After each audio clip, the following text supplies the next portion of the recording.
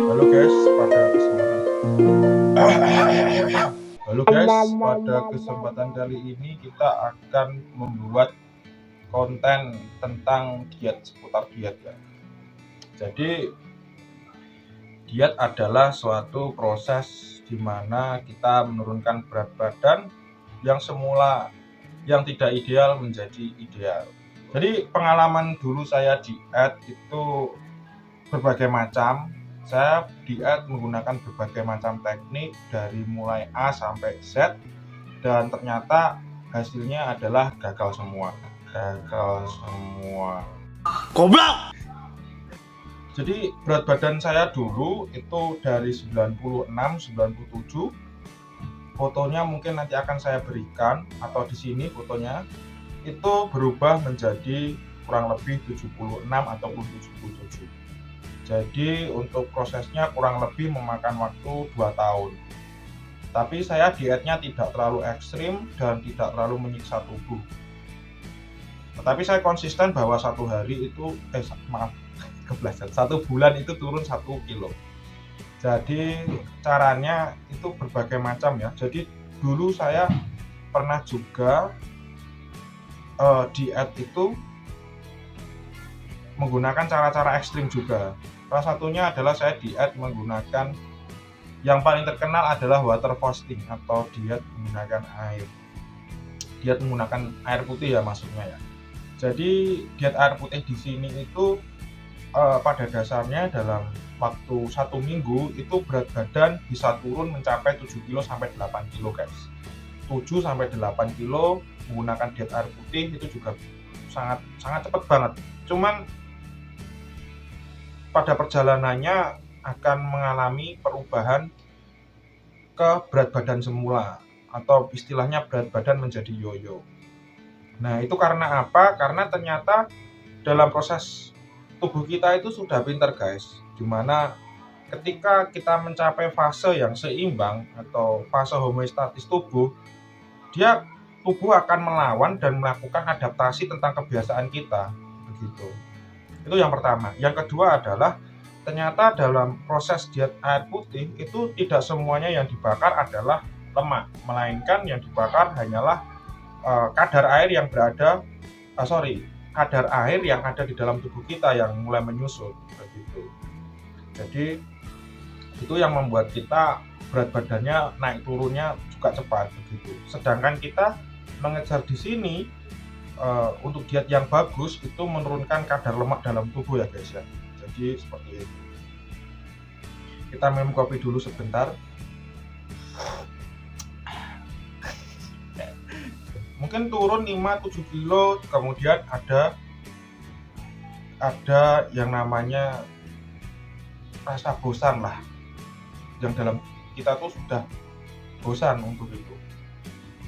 Kemudian selanjutnya adalah ada juga diet yang mengganti pola makan. Mengganti pola makan di sini tentunya makanan yang tinggi serat dan tinggi akan vitamin ataupun mineral dengan mengkonsumsi buah-buahan ataupun sayuran. Tetapi akan sangat berat ketika Anda dan mahasiswa yang terutama memiliki budget yang terbatas. Karena ternyata pada kenyataannya hidup sehat itu juga memerlukan biaya yang cukup banyak, bahkan lebih banyak daripada biaya normal kalau menurut saya. Mungkin itu perspektif saya ya, tapi ketika kalian mau makan tahu, tempe, sayur-sayuran itu ke pasar misalnya, pergi itu juga irit sebenarnya. Tapi karena keterbatasan waktu, saya tidak bisa melakukan hal seperti itu. Nah, untuk hal yang menurut saya, sebaik apapun metode diet itu harus memahami dari konsep yang namanya kebutuhan akan kalori harian. Jadi di mana itu prinsipnya mirip, energi yang kita keluarkan itu harus lebih banyak daripada energi yang kita butuhkan tiap harinya. Jadi ketika tubuh kita itu energi yang dikeluarkan jauh lebih banyak, otomatis di sini ada yang namanya defisit kalori ya. Defisit kalori itu di mana kalorinya menjadi berkurang gitu. Nah itu terus dilakukan aja secara konsisten, pasti akan bisa mendapatkan tubuh yang ideal. Nah, mungkin beberapa orang ada yang lebih manjur sehari makan 1 kali mungkin, dan kedua mungkin lebih banyak mengkonsumsi air putih. Sedangkan kalau saya itu lebihnya malah mengkonsumsinya banyak kopi malah guys, dan gula.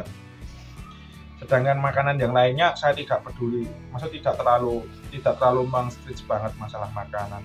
Tapi yang jelas adalah ketika kalian berniat untuk diet, itu hal yang kalian lakukan adalah kalian harus menerapkan mindset kalian bahwa saya besok harus bisa nih untuk melakukan diet, atau minimal kalian sudah berkomitmen sama diri sendiri bahwa suatu saat berat badan Anda akan turun. Nah, di satu sisi bahwa ternyata memiliki berat badan yang berlebih itu juga ada resiko banyak guys. Penyakit-penyakitnya itu mungkin mulai keluar seperti diabetes, mungkin asam urat terutama, kemudian ada hipertensi bisa jadi, itu banyak sekali. Kolesterol tinggi, trigliserid tinggi itu juga bisa keluar kalau misalnya berat badan kita tinggi. Nah itu jadi acuan kita lah. Jadi kalau selama berat badan kita tinggi atau berat atau lebih obesitas, itu pasti kita cenderung lebih malas. Nah, bagaimana untuk mendapatkan tubuh yang cukup ideal? Itu salah satunya adalah yang pertama dan pasti adalah kalian harus konsisten dulu tadi.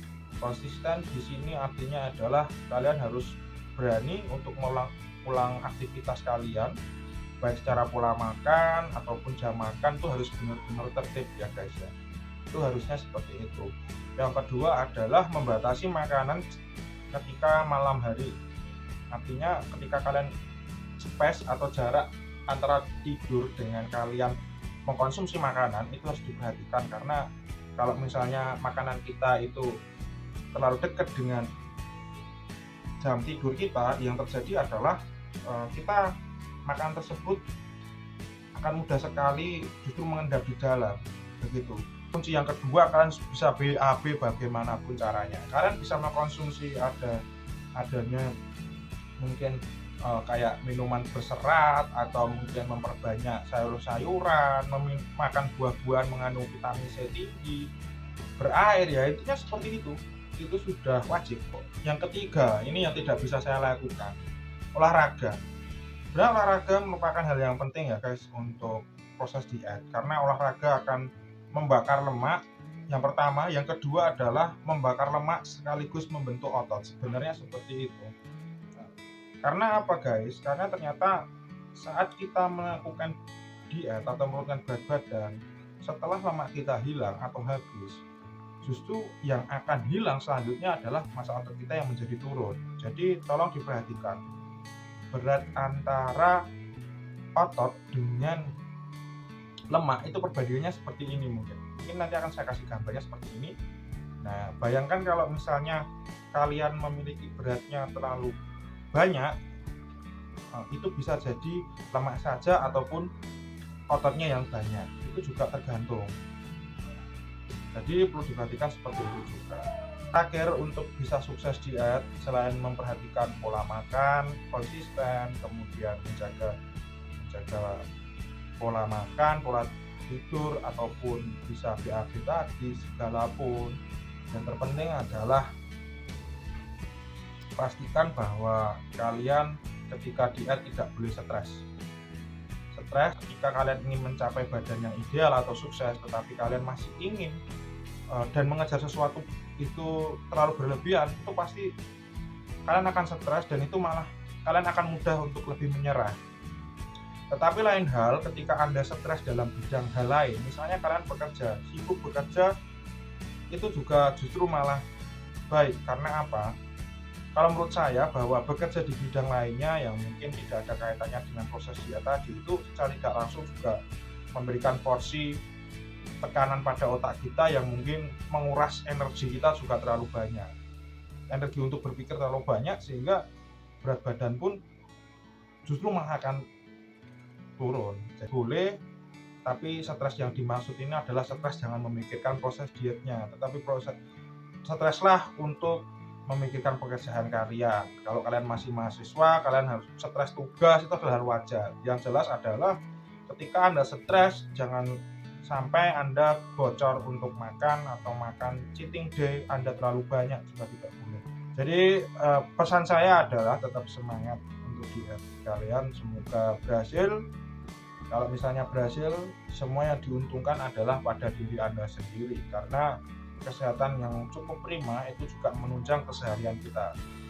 Jangan lupa untuk olahraga, jaga pola makan kalian, gunakan selalu masker, jaga jarak, dan itu saja. Terima kasih sudah menonton. Video ini tidak penting sekali. Anda telah membuang waktu untuk saya.